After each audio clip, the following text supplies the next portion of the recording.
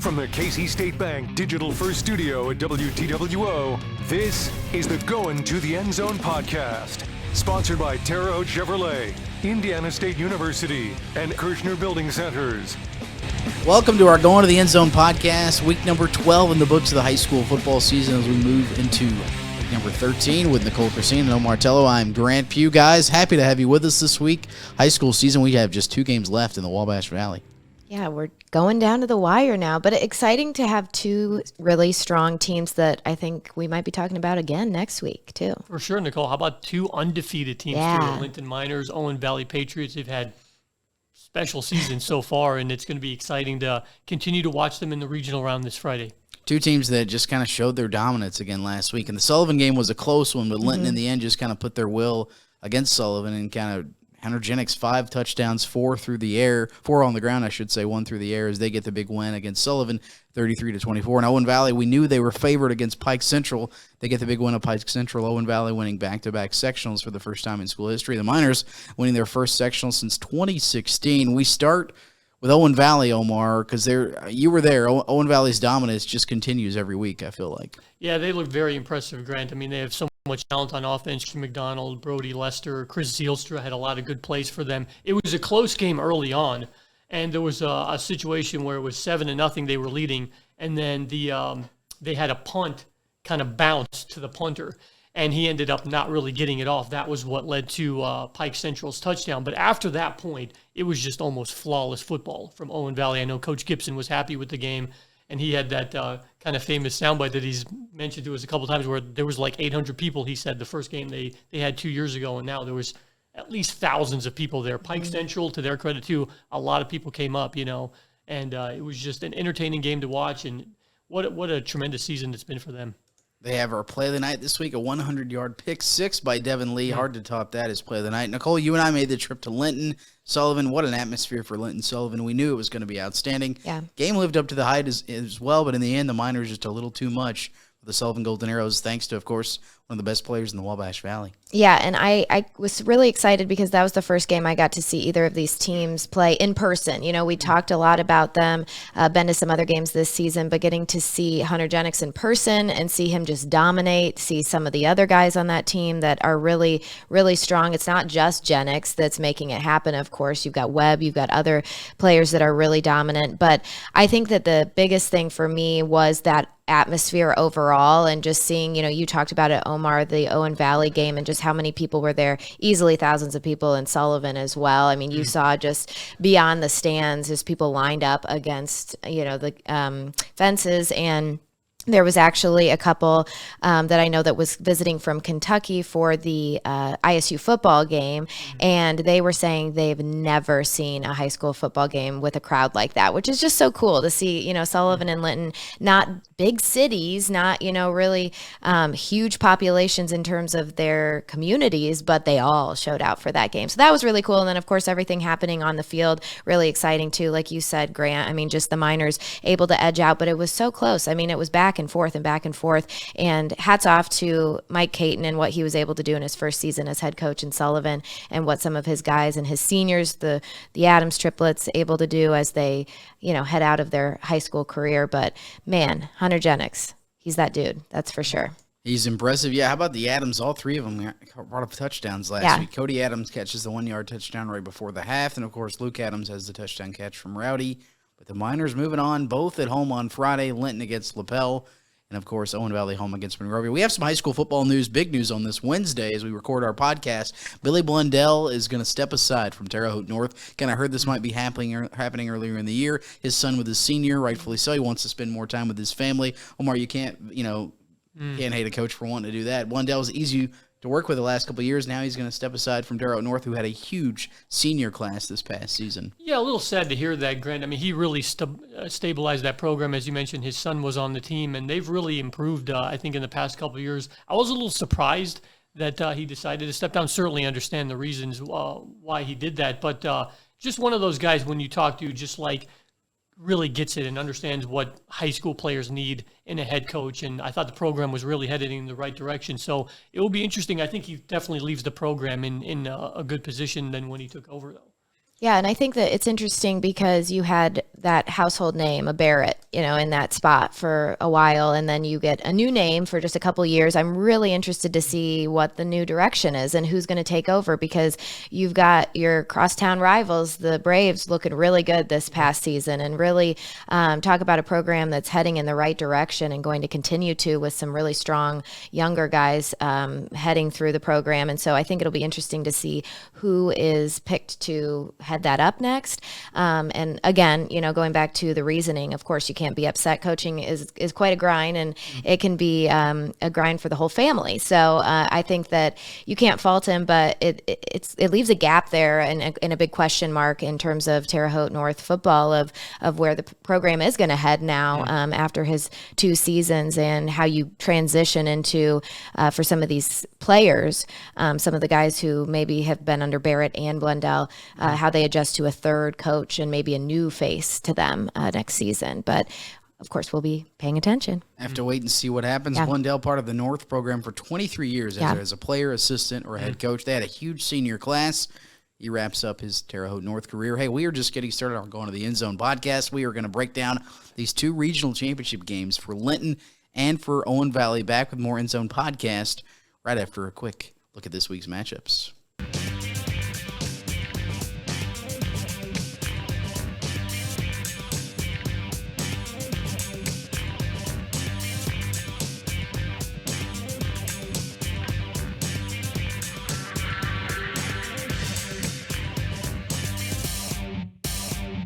Welcome back to our Going to the Endzone podcast, week number 13 of the high school football season, sectional championship night with Omar Tello and Nicole Gracine. I am Grant Pugh. Home field means a lot during the regular season, but I feel like, guys, it means even more when you get to the postseason. We're talking about 2 teams this week that have 2 of the best home fields in the Wabash Valley. Yeah, you guys saw last week. That was a pretty amazing atmosphere there. Yeah. I think it was probably maybe even more than more people than the Owen Valley game, but The thing I sort of had, Grant, is like, now we've seen them all this season. When you have guys like Hunter Jennings, Paul Oliver, Logan Webb, I was going to kind of ask you guys this, like, how do you kind of try to slow that team down? Because it seems like they have an answer for whatever you want to do. If you want to try to stop Hunter running the ball, commit people to the box and stop the run, they're going to throw it over your head. And if you try to, back up and play the pass too, then Hunter's just going to go like right through the line, as he seems to do daily, Yeah, and we were talking about like Logan Webb. What we said, we think he's like 6'3". I mean, he's got those long, lengthy arms that he can jump up and catch, and I mean his height as well. So Paul Oliver, really strong player. I mean, you named him. There's more than Hunter Jennings on that team, and so I think that when let's say that they were able to totally eliminate the run for Jennings, or eliminate their ability to cut through. I mean, they've got so many weapons that I don't know. I think it'll be really hard for a lot of teams to stop Linton. I'm not sure who they'd have after Lapel, but I don't think they're going to struggle that much, to be honest, this week. I don't think they're going to face too much of a barrier. And I think that, being home, the amount of people that came to Sullivan last week to watch them, and just the amount of support they had, and then they're going to have it at home, it's going to be loud in Linton on Friday. And so I think they're going to have the upper hand. And Grant, I know you've watched him a few games. I think there's too many weapons.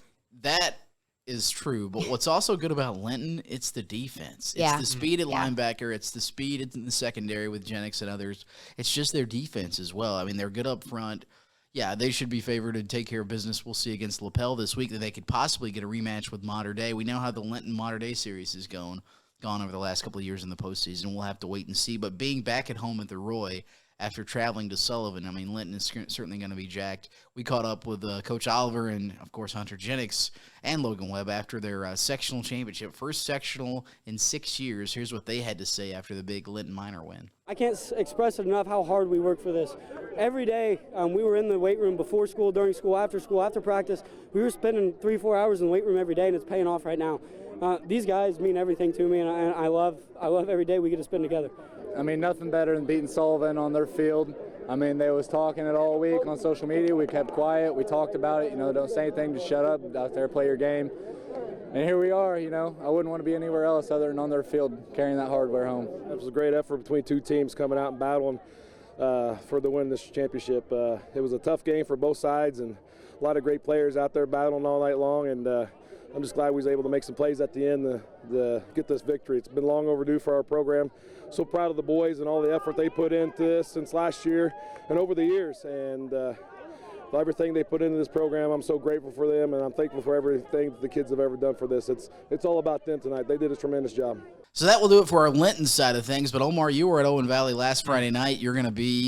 We're all going to be checking on Owen Valley this Friday night. Another team that has a stingy home field advantage would be Coach Gibson and those Patriots. Oh, yeah, they were great. And I wanted to sort of ask him the next time I interview him, Grant and Nicole, is he does this thing where he goes, eyes, eyes, eyes.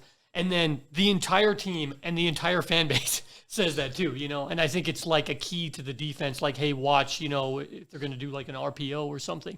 But just a tremendous atmosphere. And it was so cool to like be there and see them win. Congratulations to them. Their third sectional title in school history. First time they've ever won back-to-back. And they were just a fun team to watch. And they'll have Monrovia this week. I think it's almost kind of like, I don't know how rare it is to have 3 consecutive home games, but certainly congratulations to them, and we'll see them this Friday. Have to see what happens. Obviously, if they win this one at home, I don't know if they would be at home next Friday, but they don't care at this point. You would want to win a regional, certainly for the first time in a long time for Owen Valley, and then get to semi-state next weekend. Owen Valley is one of those teams, too. They want to impose their will on you. We saw them do it against Sullivan, against Northview, against other teams, and they can do it whether it's through the air or the ground. Yeah, that was the thing that impressed me, too, was it was kind of close like in the first quarter, and then they really kind of started to pull away. Chris Zielstra had a couple big runs for them, and then they punched it in. Brody played great. Christian played great. But then, as you mentioned, the defense, they gave up nothing in the second half to Pike Central. And that's just got to kind of be demoralizing because every time Owen Valley gets the ball, they go down, long touchdown drive, and then Pike Central goes like 3 and out. So it's like when that just kind of keeps happening, it's going to kind of wear on you. And we mentioned, Monrovia. I'm thinking like their coaching staff is going to lose a lot of sleep this week because kind of like we mentioned with Linton, I don't know what you kind of try to take away to say, hey, if we stop this, a lot of teams maybe in high school are kind of like one-dimensional. If you take away the run or take away the both Linton and Owen Valley are not, right. And they're both very dynamic what they can do. And as you mentioned, the defense. So it's going to be a tall task for Monrovia. Certainly, I think Owen Valley would be favored to continue their season, though. Omar caught up with the Patriots after their sectional championship, back-to-back sectionals. Here's what the Patriots had to say after bringing home the sectional crown. If you look around at this community, these last 2 weeks we've really came together, and it just shows. And without everybody around, stuff like this doesn't happen. So I'm really thankful, that's for sure. Oh, that was so great. I actually made a bet with Devin before the game. If he got pick 6, I'd have to give him $20. So I owe my teammate $20 this week. Oh, this year has been a blast. I'm really glad it's my senior year, and it's been the best year. I couldn't ask for nothing else. Well, obviously, I think the thing that sticks out the most is how excited everybody is. Our first game here 2 years ago, we probably had about 800 people. So to see this, thousands of people come out, support the guys, support the coaches. Everybody in Spencer deserves this. Everybody in Owen County deserves this. So I'm excited to see everybody go through that. All right, so that'll check in with Owen Valley and Linton. Best of luck. I can't think, guys. It's been a long time since we've had 2 teams, not just one, that are undefeated still at this point of the year in high school football. We'll have to see what happens in the 2A and 3A boys high school football regionals on Friday. Hey, we still have one more block to go on our Going to the End Zone podcast. College football and what in the world is going on with Indianapolis Colts. Here's a look, though, at this week's matchups.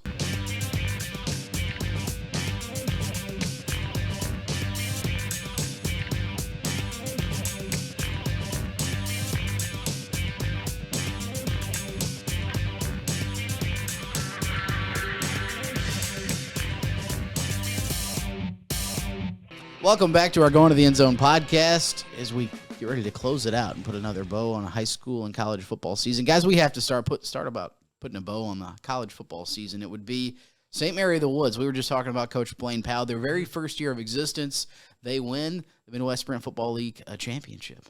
Oh, great. That was an impressive game. It was very low scoring, 3-0 at the half. But credit to Kyle Vernelson stepping in for an injured Brennan Landry. And they had the lead. It was like 13-7, and Calumet College had the ball. They were driving. 1 of 5 forced turnovers by the defense. 2 plays later, Vernelson hits Corbin Cleveland. Just kind of the dagger in that game. And it was great to visit with Coach Powell this past week. But what an outstanding season. Your first ever season, and they win the Midwest Football Sprint League Championship. So certainly congrats to them. Yeah, and I was loving it because Blaine and some of the players on Twitter were saying like, "Hey, can we play the winner of some of the other in a bowl game. Yeah, in a bowl game, like some of the other leagues." And I think that's a great idea. I mean, they're hungry and they want to keep playing, and I think that's awesome. You can tell that Blaine has just taken a bunch of young men who really love the game and really wanted to get that second chance at being out on the field, and he's so inspirational. And he's got so many great coaches under his staff as well that know what it's like to, be in a smaller community and really feel that, that hunger to prove yourself. And they sure did. And again, hitting on Kyle Vernelson, I mean, just seeing him, from covering him at Sullivan and seeing him get that next shot to really continue his love of the game and be able to play it out has been really cool, and seeing him step up, not surprising, but great to see a local kid continuing to make headlines, and I just so happy for them. Couldn't have asked for a better first year, of course, and excited to see who they get in the offseason too. Can we petition for the bowl game? Right. I know. sign over that, I feel like we might have some leeway. Maybe if we started putting some, while our blue check marks are still there. Maybe, exactly. Yeah. Maybe whoever won the East Coast League or something. Yeah, that's true. And how much this is going to help in recruiting as well. Absolutely. You guys know you're wanting players to buy in, and all these kids, by the way, are like freshmen. So you're going to have something to build on in the coming years. To your point, Grant, I don't want to give too much away, but during the interview Sunday when Coach Powell came in, he was literally texting a recruit. So he was texting a recruit, and then we did the interview. So it's a 365-a-day-a-year job. Oh, sure it is. Coach credits his staff, Trey Powell, of course, his son who's on the staff, Matt McLaren, who is at Sullivan, on the staff as well. A lot of those coaches that have put in so much time, effort, blood, sweat, and tears away from your family, and you get it done. It's an exciting day for the Pomeroys. Speaking of teams that are hungry, is there anyone more hungry right here in the Valley than ISU football? Another chance, we hope, this weekend. The Sycamores trying to look for that first conference win of the year. They head to Western Illinois, trying to get a big win, Nicole, after they've been so close a couple times. They just got North Dakota was just a little better team than them last week. They were, and I'll also say being there at the game, just the atmosphere weather-wise was difficult for both teams. I mean, you lost a lot of the ability. I was actually impressed with how much we were able to get it up in the air and land some passes because of the extreme wind. And, that does say a lot about their ability to push through adversity. And I think that you are seeing a Sycamore team that has not given up yet. It's not like they are sitting there thinking, okay, we've just got 2 more games. They're thinking we have 2 more games and we're trying to finish this season out, hopefully with, 3 wins in their pocket. I think Western Illinois, even though it's on the road, I think is a really good game for them to get that second win of the season. Western Illinois just really not having, I know you're looking at a 1-win team in the Sycamores, but it's a lot more like than that when you actually look at the games and the way that they've been able to hold some of these teams to touchdown or less.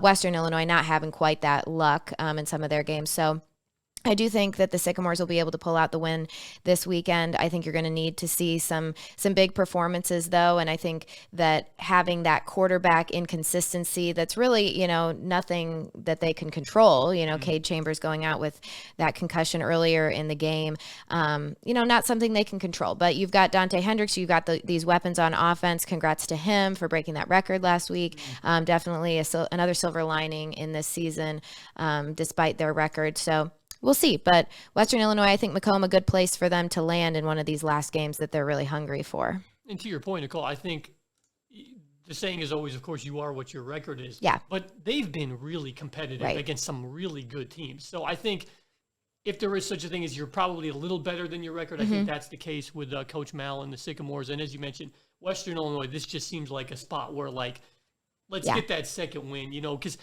they put in so much hard work and so much effort. I know you see that firsthand. You'd like to see them get some payoff for that, some reward. Yeah, and how nice would it be get that win on the road and then come back home? You've got your last home game. Senior just pull that out. Missouri Senior State day, you've got a lot of good seniors, a lot of strong seniors. That's the way they'd want to finish the wrap season. it up. Coach Mel said today at his press conference, this is not just about this season, but it's, it's setting the tone for the program, not just this year, but next year. And guys like Dante knows he's only got a couple of games left. He wants to get, 2 wins if possible too. Coach touched on Chambers, who did not practice today. He's day to day. So we'll have to see if it's Cade Chambers or if it's Gavin Screws or who knows about Evan Elias this weekend with the Sycamores playing a Western Illinois team that looks a lot like ISU. They've been in a lot of close games, lost some close games, so we expect a rock fight this weekend to see which team is going to pick up a big win.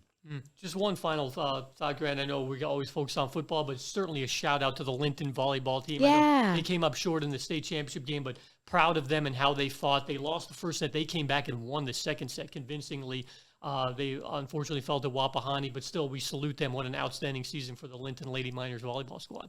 Yeah, how about Linton going to state in volleyball, and their football team has a pretty good shot at going to state. It was an exciting time. Yeah, you were there. It's always a fun trip to go to the state finals. Miners coming up just a little short. Yeah, and we got to visit with them after the game, and it was encouraging to see them because you could see the disappointment that the season, it's so abrupt when it ends. Right.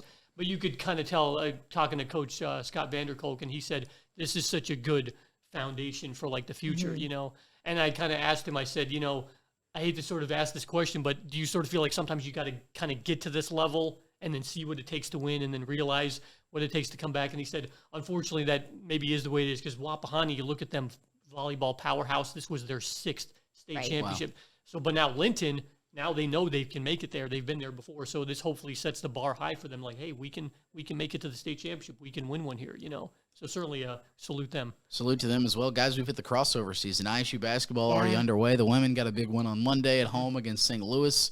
The ISU men got a win against Green Bay on Monday night. That time of the year, we got baseball and football, or basketball and football all kind of coming together. This will be a fun name for Sycamore basketball fans. Kervassier McCauley. 23 points, and 10 rebounds. And then Trenton Gibson also had a double-double for them. Congrats. Good first game against Green Bay, and they got Ball State this weekend, so good luck to them. Have to see what happens there. We have to touch on this a second just because it's been a wild week, but what do you say about the Colts? And Jeff Saturday is going to make his coaching debut on Sunday against the Raiders. We were just listening to his press conference right before we started doing this podcast, Grant, and I'll tell you, it's sort of been a wild week, as you mentioned. You can just tell the authenticity and how genuine he is, though. So I think you hope that kind of resonates with the players.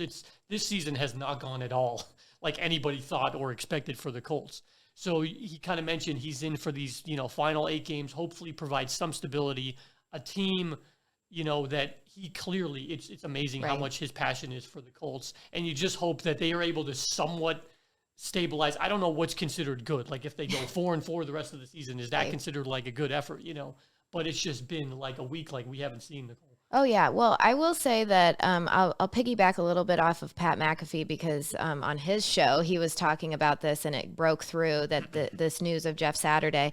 And I totally agree with you, Omar, that, when it comes to how much passion he has for the program, how beloved he is. I mean, so many fans are just so excited that he's going to be in that spot. But Pat said it, and I totally agree with him on this. I mean, I don't think it does much for them. I don't know if on the field there's really much that can be done. Mm-hmm. Maybe he can spruce up the O-line a little bit with his knowledge, but I just think it's deeper than that, and I think that the Colts are headed for a lot of offseason changes that I think, roster-wise, people are going to be moved around, and I mean, what are you going to do at QB again? It's just a consistent question in Indianapolis, and maybe you start to look a little higher up. I don't know. I'm not an NFL analyst to be able to say, what I think they should do necessarily, but I do think that Jeff Saturday will at least excite some fans, and I think the fan base needs that right now. Yeah. But I don't know how well it does for them the rest of this season and what they do in the off season. Also, Parks Frazier coming in as, the play caller offensively, young guy, maybe that'll rejuvenate. I know he has, Sam Ellinger said he has a lot of respect for him and they're pretty close. So maybe that'll help a little bit to get some youth in there and to maybe switch things up. But I just think that there's a lot of changes that need to be made in Indy. And the irony of all this, Sunday they're going up against Josh McDaniels, the coach that turned them down. Yeah. Thanks, but no thanks, Chris Ballard. Which is what led to Frank Reich. Yes. Yeah, that was, I was actually interning there at the Colts when that happened. So when you said this is a crazy, I was like, the only thing I can think of is that was crazier is that McDaniels thing. So right. Thanks, but no thanks. Yeah, well, Colts and Raiders on Sunday. The wild thing too, Grant, is to kind of add to Nicole's point, I wonder, do you go back to Matt Ryan? Because I have respect for Sam Ellinger, but I think you do need some experience at that position. And they have had the thing that I think got Frank Reich was there since the Andrew Luck retirement, there was just no stability at quarterback. There was some stat like 6 straight years, 6 different starting quarterbacks on opening day. That's not something that leads to success in the NFL. No. So I don't know the rest of the season if it's let's see what we have in Sam Ehlinger. Is he the guy for next season? Or do you try to at least like win some of these games? And do you go back to Matt Ryan at that point? But then the other question is, but long term, like, not saying that any NFL team does this, but if you do try to tank and get a high draft pick the next year, wins at this point don't actually help that cause. Right. So I think it's such an interesting dynamic that Jeff Saturday's walking into where, like, what's considered successful? If they win 5 of their last 8 games, hey, great job, pat on the back, but that's not helping your You're going to draft mess up your status draft next year. pick. I've had friends that are Colts fans. They don't want to mess up potentially getting a draft pick. Because if you recall, that's how they got Andrew Luck. There was the whole the campaign the year before. Curtis Painter. We were here for that stuff. And way so back. that's what that to me is like where the key is like getting that high draft pick to get a good quarterback, young quarterback that stabilizes the future, hopefully. And quit the carousel. Yeah. Proud of Vincennes, Curtis Painter, I should say too. It was fun to see him start for the Colts as well. We all know how that happened after that. But they said Saturday has said that Sam's the starter and Bernard Raymond's the left tackle. So we'll have to see going forward. But we'll see. Just an odd week. Monday was crazy enough. We had the first day of boys high school basketball practice. ISU doubleheader at home. Then you have all this Colts news. Stuff, Certainly, it's been a busy week for news with elections and stuff as well. So it's been a wild week. It's been a memorable week. Yeah, it sure has. Hey, let's do it again next week. I think we should. Any other final thoughts as we close out our podcast this week? Best of luck, of course, to Linton and Owen Valley on Friday. We'll have you covered. High school basketball starting to start. We had girls high school hoops underway as well. Hey, guys, thanks for watching our Going to the End Zone podcast this week. It should be a lot of fun with Linton and Owen Valley on Friday. We'll have to see what happens this weekend. We'll catch you around a football game.